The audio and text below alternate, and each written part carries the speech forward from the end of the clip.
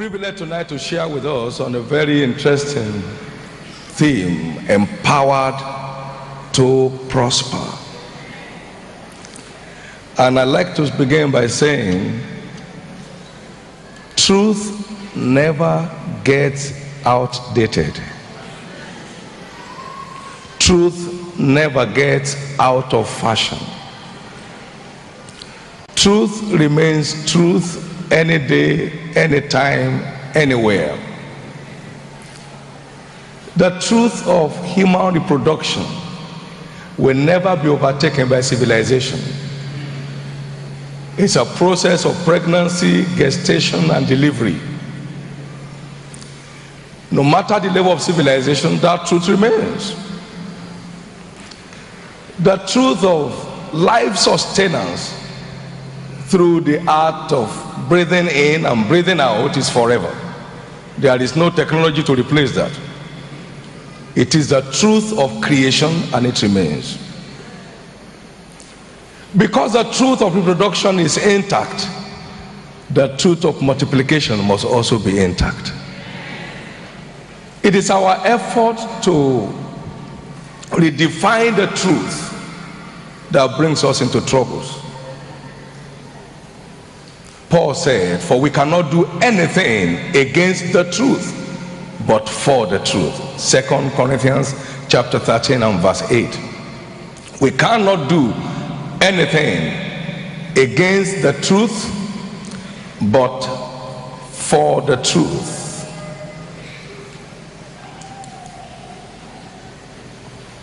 The truth of eating and drinking to stay alive is generational. It cannot be altered.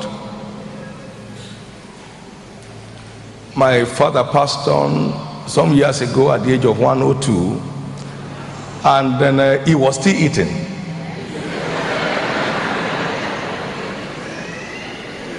So it occurred to me, you'd never outgrow the need to eat as long as life is in you. Truth is powerful. That's why discovery of the truth is a gateway to triumph. When you discover the truth and deploy the truth as a way of life, then you begin to triumph without sweat. God has not changed. The truth of prosperity will never be overtaken by civilization. It will never become outdated. It will never get out of fashion. It will remain current for all generations. And I'll be sharing with us tonight, for a number of us a reminder, for a few of us a new discovery, the fundamentals of the truth of prosperity. That helps you to walk in it in an undeniable manner that the world around you will celebrate.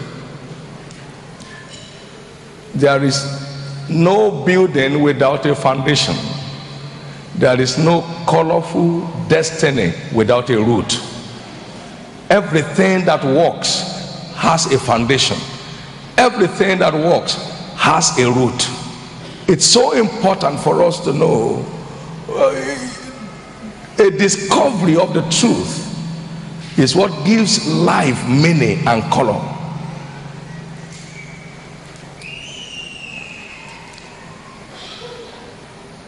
We cannot do anything against the truth, but for the truth.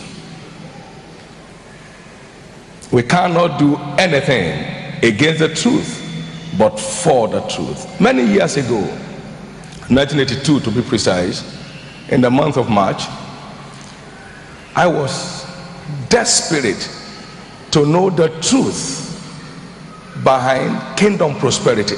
I was desperate. I went on a 3-day search in prayers and fasting and reading to find what it is, because only he that seeketh findeth. And I took the books of Kenneth and Gloria Copeland because they had proofs of it. They said, be followers of them, move through faith and patience obtain the promises, right? Not those who explain it, those who obtain it. They are the ones who can tell you how to obtain it. I don't want someone to teach me how to explain it. I want someone to show me how to obtain it. And wisdom demands to find out those who have what you are looking for, not those who know it. I was preaching it before I went to find out what it is. You can preach what you know, but you can only show what you have obtained. So I went in search of it, and when I found it, I knew. Found it. 82 till now, I've been walking in the reality of kingdom prosperity.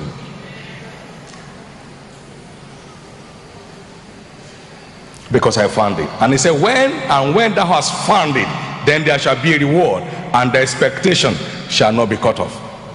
When you have found it, not when you have had it, not when you have read it. When you have found it, then there shall be a reward. Proverbs 24 verses 13 and 14. He said, my son, eat thou honey, because it is good, and the honeycomb which is sweet to thy taste. So shall the knowledge of wisdom be unto thy soul.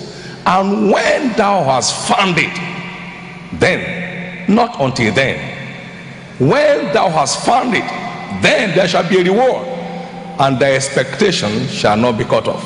When thou hast found it.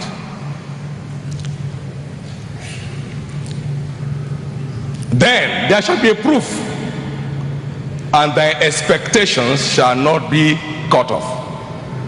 Until you have found it, there won't be proofs. But when thou hast found it, then there shall be a reward, and that shows proofs, and the expectation shall not be cut off.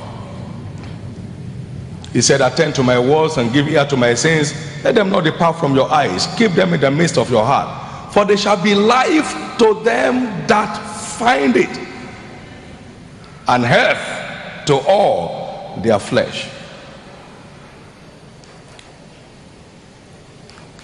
I believe tonight those of us who are yet to find it will find it. Amen. Truth never gets old. Truth is ever current. The truth of photosynthesis is still here with us and is there forever. There must be sunshine before photosynthesis can take place in the plants, and before they can produce the food they will need, and from where we also get the food that we need. Amen. So it's a cycle, but a cycle of truth. It never gets old. It never gets out of fashion. It never becomes irrelevant. It is eternally relevant. Every truth of God's word is eternally relevant. Having your needs met is not prosperity. I'm talking about material prosperity now. It is being positioned to meet the needs of others. That is prosperity.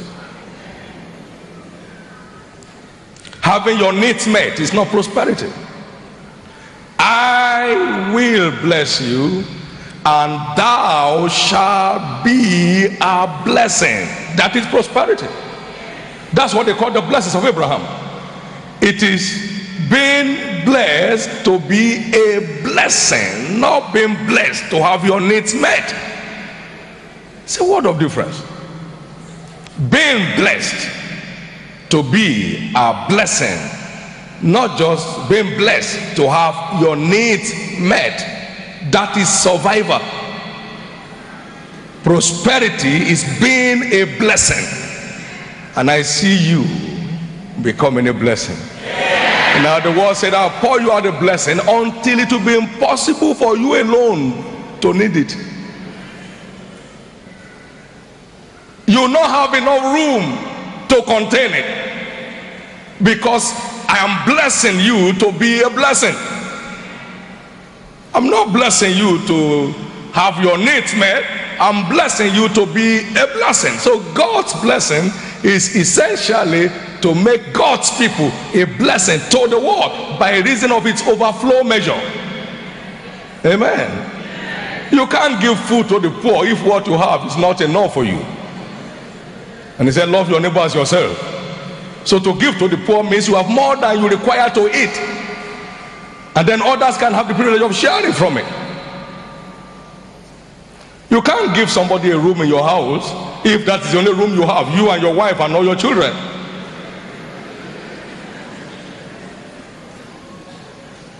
It will give you more shelter than you will need to occupy, so others can have a place in it. That's the meaning. Over the years, we've been talking about prosperity in the realm, in the dimension of survival. That's not it. I'll bless you and you shall be a blessing. I'll bless you and you shall be a blessing. I'll bless you and you shall be a blessing. This is so important. This is so crucial. How do we get there? Abraham is a symbol of God's blessing for his people in scriptures. And the Bible even talks about that the blessings of Abraham might come unto us who are Gentiles. The blessings of Abraham, that we might obtain the promise of the Spirit through faith. So Abraham is a symbol of God's idea of blessings. And the Bible said, and Abraham was old and stricken in age, and God has blessed him in everything. That's why we agree prosperity is not just about having material substance, it's gone beyond it. It's having it well with you in all realms. That's prosperity. To be well with you in all realms. To be well with you in all realms. To flourish in all realms. You flourish in your home, you flourish in your health, you flourish in your social life, you flourish everywhere. You flourish spiritually. To be well with you all around. And that was Abraham. He was old and stricken in age, and the Lord had blessed him in everything. In everything. In everything. Genesis 24 verse 1. God had blessed him in everything. And God said the reason Jesus came, among other things, is to connect us to the Abrahamic order of blessing, where we are blessed in everything. Blessed in everything. Blessed in our going out, blessed in our coming in. That was all defined in Deuteronomy 28 and verse 1 to 14. You are blessed and blessed and blessed and blessed and blessed and blessed. That is Abrahamic order of blessing, packaged under the law, delivered to us in redemption, so we can be a wonder to our world. That's the essence of it. Praise the Lord. That's the essence of it. And Isaiah 51 said, if you want to connect with what Abraham had, look to Abraham your father and to Sarah that bare thee. I called him alone and blessed him and increased him. For the Lord shall comfort Zion the same way he blessed Abraham. He will comfort all our waste places. He will turn her deserts into the garden of Eden and our wilderness to the garden of the Lord. Joy and gladness alone shall be heard in her. Thanksgiving and the voice of melody. Isaiah 51 and verse 1 to 3. That's how it works for all times and in all realms. And God does not change and is still doing the same thing today. Praise the Lord. Welcome, sir. Great friend. You're welcome. Now you see, it's so important for us to know, for you to be blessed like Abraham was blessed, then you better learn to know these covenant steps that Abraham took. You can't have what Abraham had without taking the steps that Abraham took. You cannot. I cannot have it. Jesus said, you want to be like me, you want me to make you, follow me and I will make you. So for God to make us a blessing like he made Abraham, we must follow the steps of Abraham. Look to Abraham your father and to Sarah that bare thee. I called him alone and blessed him and increased him. And that is my agenda for you. I want to comfort all your waste places. I want to turn your desert into the garden of Eden and your wilderness to the garden of the Lord. I want only joy and gladness to be heard in you, thanksgiving and the voice of melody. Wake up, look to Abraham, find out what steps he took, take the same steps. I'm going to bless you in the same way. There are people today walking the reality of Abraham's blessing in their lives. It's clear. There are others who will jump into that realm today. You will leave the realm of survivor to the realm of true prosperity. You will leave the realm of survivor to the realm of true prosperity. You will leave the realm of survivor to the realms of true prosperity. That's God's plan. That's God's agenda.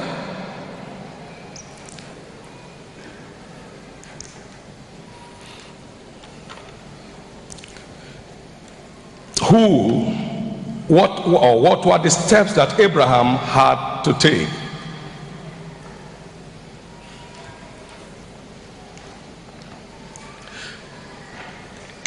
The Lord said to Abraham, get thee out of your father's country, from thy kindred into a land I will show you, and I will there make of thee a great nation, and I will bless you, and you shall be a blessing. Come out of where you are into what I'll be showing you. Your blessing is in what I show you. And the Bible said, and so Abraham departed. Genesis 12, 1 to 4. And so Abraham departed. Obedience is the gateway to abundance. Abraham departed, and so Abraham departed. Job 36 verse 11. If they obey and serve him, they shall spend their days in prosperity and their years in pleasures. Isaiah chapter 1 verse 19. If they be willing and obedient, they shall eat the good of the land. And blessed is the man that feareth the Lord, that delighted greatly in his commandment. Wealth and riches shall be in his house. The generation of the upright shall be blessed. His seed also shall be mighty upon the earth. Now, Psalm 112 verse 1 to 3. Obedience is the master key to a world of abundance. We just must know this. Just like it takes fertilization for pregnancy to result, it takes obedience to access abundance. It takes obedience to access abundance. It does not take just revelation. It is applied revelation that results into multiplication. We celebrate revelation a lot among the charismatics, a lot of it. Until obedience is applied, revelation will never result in manifestation. And the world is not waiting for the revelation of the sons of God. They are waiting for the manifestations of the sons of God. They want them to prove what they claim to have discovered.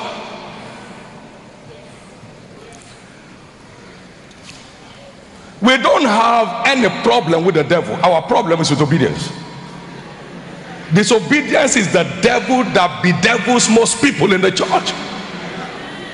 It's not all this spiritual war for prosperity will not be necessary if there is truthful, sincere obedience to the commands that beget prosperity. It's all needed.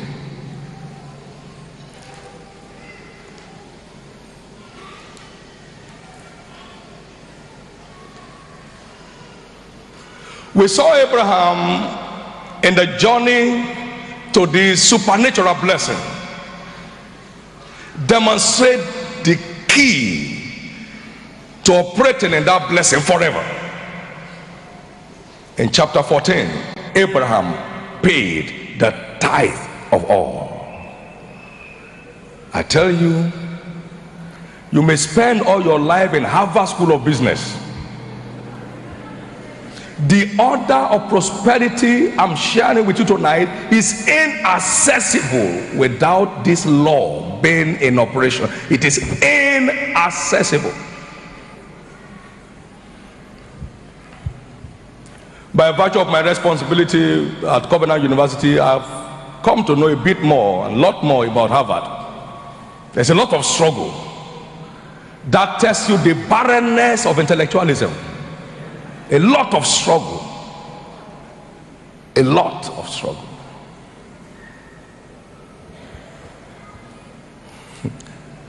Abraham paid the tithe of all.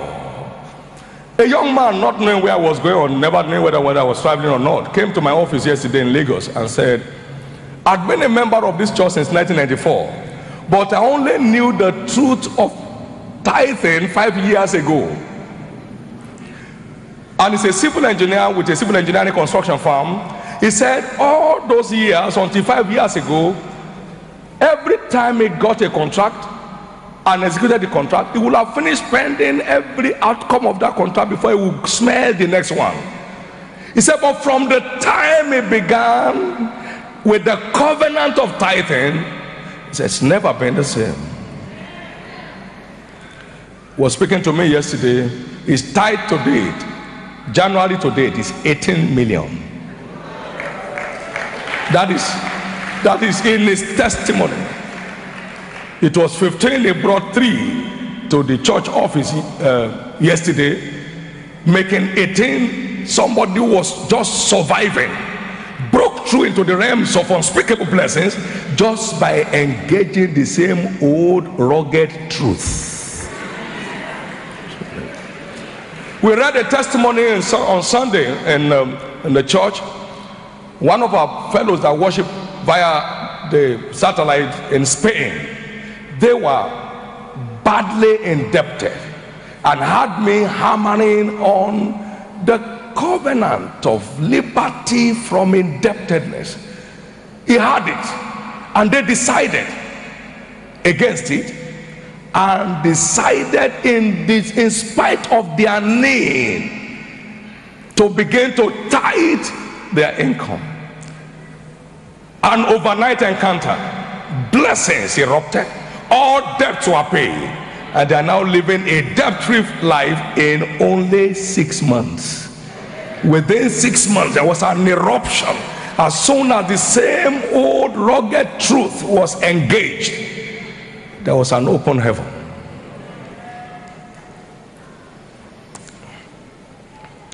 It was 1982 I found that truth. This is 2008. I am not owing the covenant table of the Lord a dime of tithe in my life. A die-hard tither and a strangely blessed man. Strangely blessed man. That's the truth. I've never had to pray, oh Lord, where is money? Once in 26 years. 1987, the Lord moved me forward into another realm of blessings, talking to me about corporate blessings. That the same way he blesses individuals, the same way he blesses corporations. That the tithe that Abraham paid was not a personal tithe, as it were, it was a tithe of his organization. They went to war. He wasn't the only one that went to war. There were 314 men that went to war, and they came back with the booty, and he was the chief executive, and they paid the tithe of it. And then our church began. Dangerous church. We just took delivery of our, I told my friend, I sent you a note, we just took delivery of our new airplane. We didn't need to take an offering to get it. We didn't need to take an offering to get it. $25 million paid off without any project hanging or stopped. And dangerously so, it was not even on the budget for 2008. It was not even on the budget for 2008. Now, I'm talking about the blessings of the Lord in dimensions that is touchable, feelable, handleable. It comes by the application of the same old truth, which many Harvard graduates are trying to explain away, are degenerating. It's gone beyond that. Show me this. Except God is no longer God and his word is no longer reliable. Show me a man that is consistent by faith in his tithing without experiencing an open heaven. Not one. Others around you may not know it's an open heaven until much later, but having your needs met continuously in spite of your level per time is a proof of God's blessings, and moving you on to flowing out to others becomes a proof in the eyes of men. Now these are levels, and we need to understand this.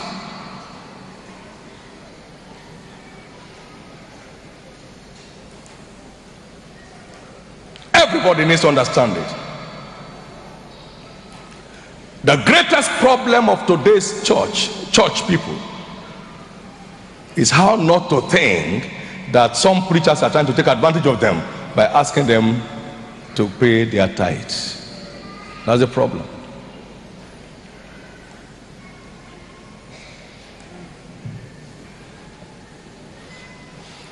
We have a wholesome tithing people in our church, and we are very strangely blessed people there.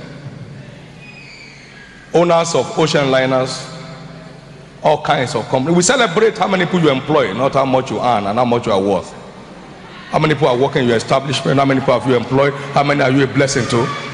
That's what you celebrate, because that is the Abrahamic order of blessing. And I see you walk in that. But we can't do nothing against the truth but for the truth. There is no American truth. There is no British truth. There is no African truth. Truth is truth. No matter how American you are, you must go to labor room to give birth to a child. Amen. And no matter how British you may be, you must get through the labor room to give birth to a child. No matter how educated you are and how intellectually sound you may be, if you are not a tither, you are not qualified to prosper. That may sound dangerous, but that's the truth.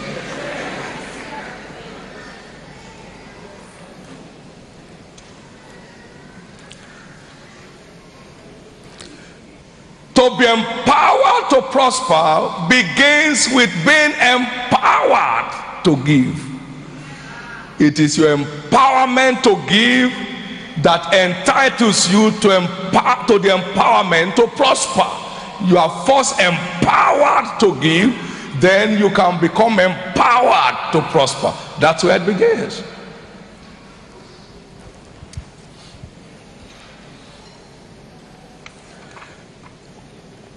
There is no shortcut.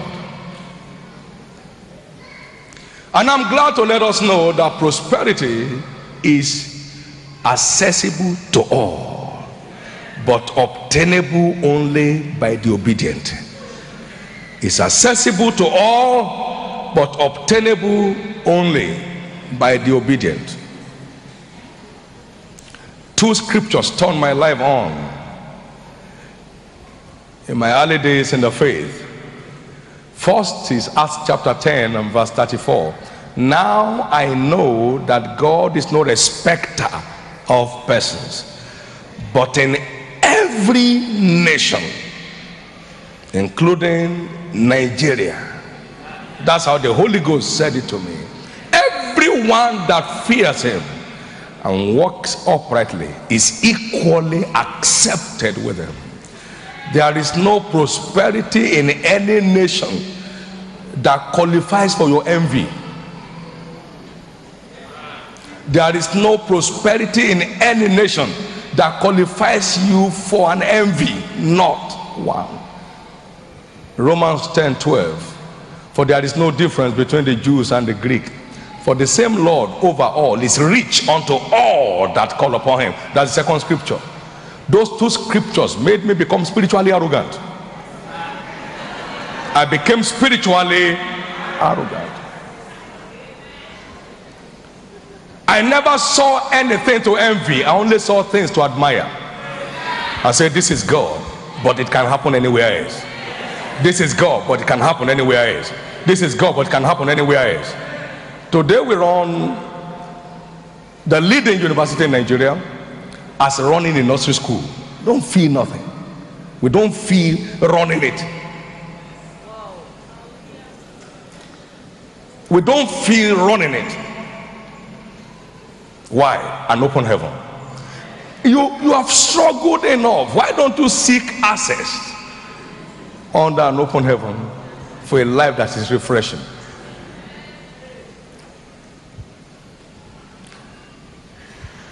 Pastor Paul and Pastor David Ibiome are here. You are members of the Board of Regents, and we've never had finance on our agenda. That they wrote finance, because it's not an issue.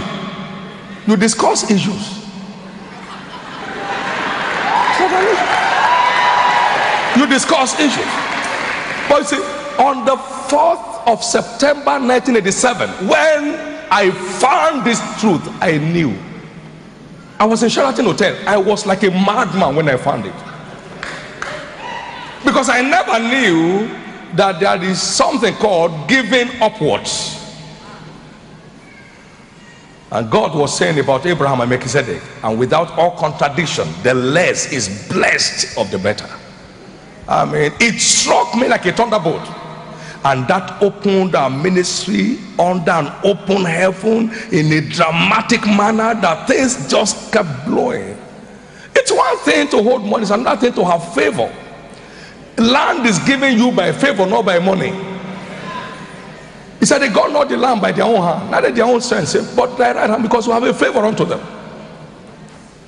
So we've gotten over 5,000, like I was telling my friend, acres of property behind our land.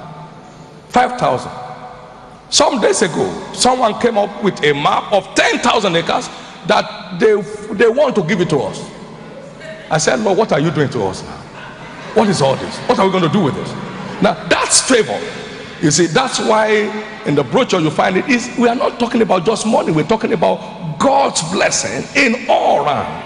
After this IGOC 2008, what you have been struggling for to access will be rushing in your direction from henceforth. You see, the moment your heart is made up to do it and God approves of it, the blessings begin. God doesn't wait till tomorrow. The blessings begin as soon as you are aligned to begin to do it. Thank you, Jesus.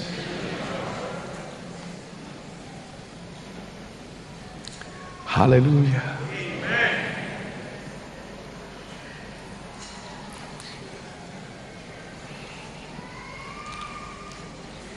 Bring ye all the tithes into the storehouse, that there may be meat in my house. And prove me now herewith, if I will not open you the windows of heaven and pour you out a blessing until there be not enough room to take them. Prove me now. Do it and watch whether I will do what I said I would do or not. I know you have a problem doing it, but you prove me now. Set me an exam. Prove me now if I will not do it. Someone came to me and said, can you please tell us the secret of the prosperity of this church? I said, you may not like it if I say it. He said, I would like it. I said, you may not like it. He said, say it now. I said, you may not like it. And then I answered him with a question. Does your organization pay tithe? I said, well, I told you before, you won't like it. That is one mystery behind our small ministry. If a preacher preach to me, I may never get it. God met me and knocked it into me, and the heavens opened. If I tell you where we were when God met me on that, you know the reason why. If a leader is a tither and is under a blessing, and his organization is not under a blessing, the organization will drain the blessing of God in his life. You can imagine a blessed president in the nation, and the nation is not blessed. The president is dead. He's dead. So there are many blessed leaders whose organizations are not as blessed as they are, if blessed at all. So they are now bearing the burden of the organization, which now becomes to them the burden of the Lord. And it ought not to be so. Jesus Christ, when he told Judas, that without bread, do it quickly. They said, well, two things. Either it's asked them to go and buy the things they will need for the feast, or to go and give something to the poor. His ministry was a giving ministry. That's why there was no lack. Jesus' ministry was a giving ministry. So there couldn't be any lack.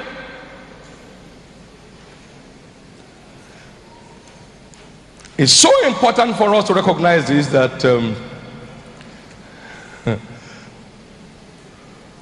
We can do nothing against the truth, but for the truth. I've come with the bowels of mercy to this place today,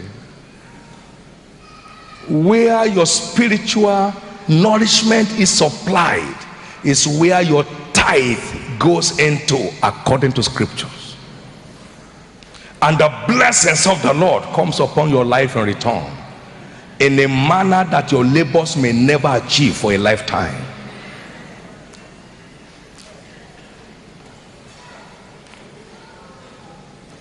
I asked the Lord, what if that truth you showed me was not revealed? He said, you would have been struggling like others are struggling. He said, but that I show you is not enough. If you had not received it, it would not have made any difference. This is how it works. He said, as many as received him, talking about the word of God, he gave power to become what the word says, even to as many as believe on his name. John 1:12. So we are empowered by the word we receive and believe. We receive it. That means this is the word from the Lord for me. I am going to do it, and I'm doing it by faith. So I'm empowered to become it. This is so important.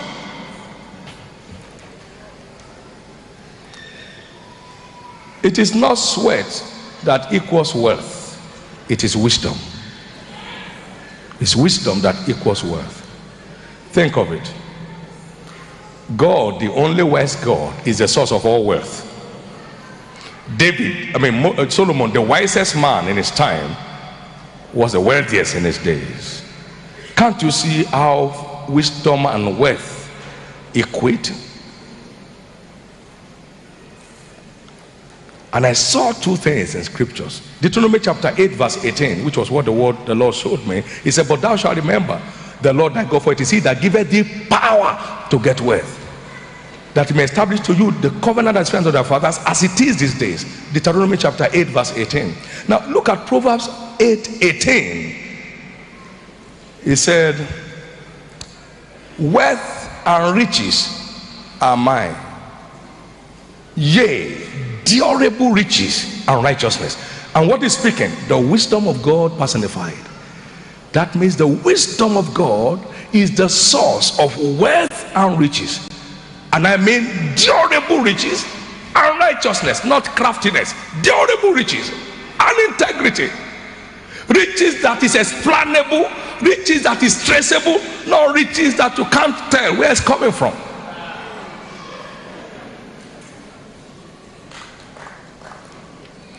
So you are empowered by the wisdom of God into a realm of supernatural abundance. It is the wisdom of God that empowers us. And you know, the Bible said God's word is God's wisdom in print. So when we engage the word of God as a way of life, we are empowered to become what the word says. It is the application of the word that empowers us to become what the word has promised. And I know there is no one here who does not want to experience the reality of an open heaven. And for your heaven to be opened, tithing is the covenant key that opens the windows of heaven. That opens the windows of heaven. What happens when the windows of heaven open? In the days of Noah, rain poured out. What is rain? The Holy Spirit. What does it do? It quickens your understanding to where your blessings are reserved. It quickens your understanding. Something happened. December 2006, the Holy Ghost just said to me, 1, 2, 3, do this with all your reserves. And we did it. We will never recover from what we did. And I've been teaching this over time. We'll never recover from the step we took. That singular instruction, because the wisdom of God is instructive. He instructs you what to do. Just that singular step, hundreds of millions of dollars came out of it. It's so important, God's people, to know that God is who he says he is, and his word contains what he says contains, awaiting our obedience of faith for a delivery. Simply. The things you do that works, it works because you are in the covenant that covers it and empowers it to work. Others may do it and just get drowned, but because it is your entitlement of returns, God protects it to make it deliver. It begins from the obedience to the capital law of tithing. He opens the windows of heaven and he releases divine ideas that brings you into the blessings that will not have enough room to contain. God is still God. Amen. The secret of the Lord is with them that fear him, and he will show them his covenant. So it is your fear of God that qualifies you access to his secrets, which establishes his covenant in your life. It's time to wake up and do something right. Your blessing is not in the hand of any man because of the changing nature of man. It is in his hand. He said, prove me now, I will. He will mobilize men, mobilize animals, mobilize trees, mobilize the sun, mobilize the sky to bring home to you what belongs to you. Amen. And the blessings of the Lord it maketh rich, and he added no sorrow. Abraham was never sick once. No. Isaac was not reported sick. Jacob was not sick. They all fulfilled the number of their days. These are the blessings that money cannot buy, which come out of your practice of the covenant. That's what makes you flourish in the land. Say, blessed is the man that remembereth the poor. The Lord will deliver him in the day of trouble. He will make all his bed in his sickness. So you are not only blessed materially, you are blessed orally when you are in the covenant. And that's what is happening with this ministry here. The ministry is breaking forth to the right and to the left, the devil notwithstanding. And that's just beginning. If you will put to work half of what you hear in this ministry, you'll be a wonder. The problem is not hearing. This generation has heard too many dangerous things. Too many anointed books voicing out the mind of God in various areas. Stacked up in our bookshelves, in our private libraries at home, our study rooms, and we have read many of them and taken notes and written things and made vows and never did it. What we need, therefore, I believe, is not knowing that this is to be done, but having grace to do it. And I release that grace upon us tonight in the name of Jesus. Paul was writing, he said, as you have abandoned faith and in your love towards us, see that you abound in this grace also. There was a particular grace upon the church of Macedonia that made them supernaturally blessed. He said you need that grace, and it is called the giving grace. Can I hear you say the giving grace? The giving grace. That is the gateway to a world of unending blessing. The giving grace. Paul said you need that grace. You have faith, your words are powerful, your love is strong, but you need the giving grace to operate in the realm of the Macedonian church, the blessed church, the blessed people. You need that grace. And I close tonight by sharing with you how to assess the grace required in every area where you could see that that grace is lacking. One, the Bible said, grace and truth be multiplied to you through the knowledge of God and of our Lord Jesus Christ. Grace and truth multiplies by knowledge. So any area where you notice deficiency of grace, go for more revelation. The revelation will empower you for obedience, and the grace will flow accordingly. 2 Peter 1:2. You need grace, And to access grace, you need revelation, which is what multiplies the grace of God in any area of need. Number two, you need grace. Get across to the prayer altar. Let us therefore come boldly to the throne of grace, that we may obtain mercy and find grace to help in the time of need. And that is Hebrews chapter 4 verse 16. You need grace. Go for impartation under people that possess the grace you desire. Can I hear your amen? And Joshua was filled with the spirit of wisdom, because Moses had laid his hands on him and the people hearkened unto him. Deuteronomy chapter 34 and verse 9. And God said in Numbers 27, he said, I will take off your spirit and I will put upon them. So there is a transference of spirit, transference of grace from one vessel to another. So if you notice, anyone that possesses a grace, the kind you do not have adequate supply, go after such individuals. You may not meet them in person. Go through materials that they may have, tapes, CDs, whatever, books, and as you listen to them, the spirit in them comes unto you. The Bible said, and the spirit entered into me when he spake unto me and set me upon my feet. Organize an encounter for impartation for yourself. I believe what came on me in March 1987 was an impartation of the grace on Kenneth and Gloria Copeland. That was it. It was the book I was reading and the Bible, and then the heavens opened on the third day, and I knew when it opened, and I screamed, yay, I can never be poor.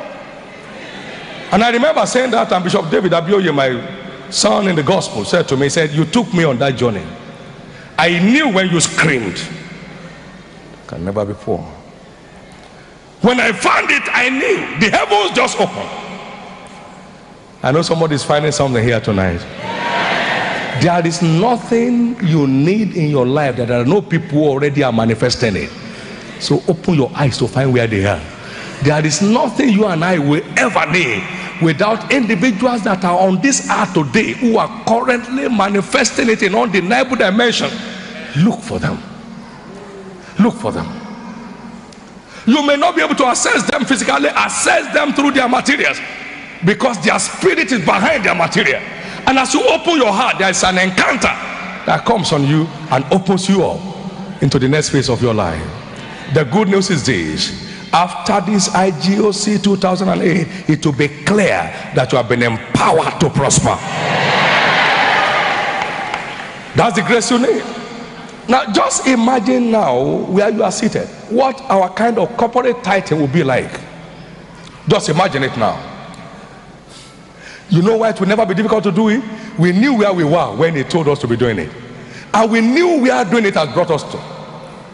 Do you know when our total income in our ministry in 1984 was 18,600 in a whole year? My own tithe was there. That will tell you my size, because I was not the only one there.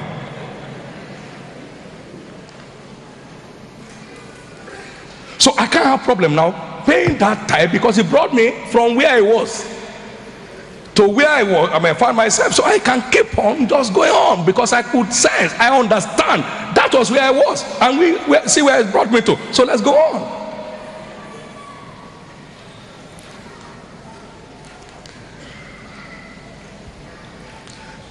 In conclusion, consistency is the rule of the game.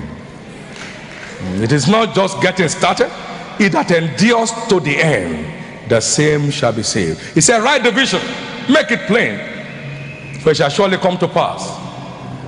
Even though it tarries, wait for it. It shall surely come to pass, it shall not tarry. It does not speak at the beginning, it does not speak at the middle, it speaks only at the end. May you be there at the end. May you not be displaced before the end. That is how the journey comes through. That's how it is. We had our first building of our own in our own headquarters in 1989. First building. Today, buildings spring like plants. 1984, we had only one car in our entire ministry, a Volkswagen Beetle. Now, 2008, we can't count. At least there are 300 buses. Apart from other vehicles here and there that will not be mentioned. How many years ago? He said, at the end, he shall speak. Some will stop on the 29th of the month, and the payday is 30th. So 28 days of labor wasted. Some are just about entering the end, and then they withdraw. Enough is enough. If God will do something, we'll have done it. And then they come back again to come and start all over. But when the cloud is full of rain, they empty themselves upon the earth. May grace to wait for your cloud to be converted to rain be your portion today. Somebody's rain is just about falling. Shall we stand to our feet and give him praise? He's alive. Come on, give the Lord a big hand of praise.